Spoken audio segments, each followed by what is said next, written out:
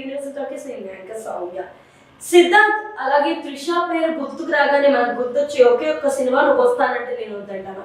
So అప్పట్లో ఆ cinema సృష్టించిన విధ్వంసం, సినీ ప్రేమికులతో పాటు ఎంతో మంది యూత్ ని అలరించిన సినిమా పేరు తలుచుకున్న చాలు ఒక కొత్త పులకరింత ఇప్పటికీ వస్తుంది. అండ్ ఆ సినిమా సాంగ్స్ కూడా ఒక ప్రత్యేకమైన స్థానాన్ని మన ఆల్బమ్ లో అయితే క్రియేట్ చేసుకుంటే ఎన్ని పాటలు వచ్చినా ఎన్ని సినిమాలు వచ్చినా దాని యొక్క ప్రత్యేకత మాత్రం ఎక్కడికి పోదు. సో ఇలాంటి నేపథ్యంలో మళ్ళీ వీళ్ళిద్దరూ కలిపి ఒక కొత్త సినిమా చేయబోతున్నారంటే ఆనందంతో పాటు ఆశ్చర్యానికి కూడా గురవుతున్నాం. కొన్ని సంవత్సరాల తర్వాత వీళ్ళిద్దరిని మళ్ళీ స్క్రీన్ మీద చూడబోతున్నాం అని చెప్పేసి నిర్మాత దిల్ రాజు చెప్పడం అయితే జరిగింది. సో త్రిష మరియు సిద్ధార్థ్ కాంబినేషన్ లో కొత్త సినిమా రాబోతున్నట్టుగా భర్తగా మారకు బ్యాచులర్ అనే టైటిల్ ప్రెజెంట్ అయితే ప్రచారంలో పెట్టినట్టుగా అయితే తెలుస్తుంది.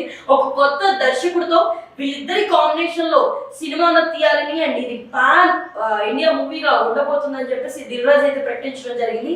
ఒక కొత్త దర్శకుడిని తీసుకోవడంతో పాటు సిద్ధార్థ్ ని త్రిషని ఇద్దరిని ప్లానింగ్ లో పెట్టడం ఖచ్చితంగా ఇది అప్పటి యూత్ నుంచి ఇప్పటి వరకు ఉన్న 90s కిడ్స్ కి ఒక ఫేవరెట్ జోడీగా అయితే వీళ్ళిద్దరు ఉండబోతున్నారు.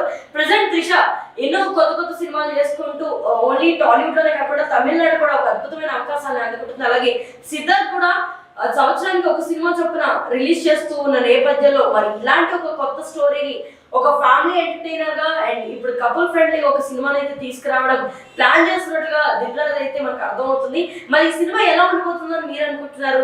నువ్వు వస్తానంటే నేను వద్దంటాను సినిమా రేంజ్ లో ఈ సినిమా మళ్ళీ రీప్లేస్ చేస్తుందా? సో ఈ విషయంపై మీ కామెంట్ సెక్షన్ ని మాతో తెలియజేసుకోండి. అండ్ మరిన్ని అప్డేట్స్ కోసం యూనివర్సల్ టాకీస్ ని ఫాలో అవ్వండి.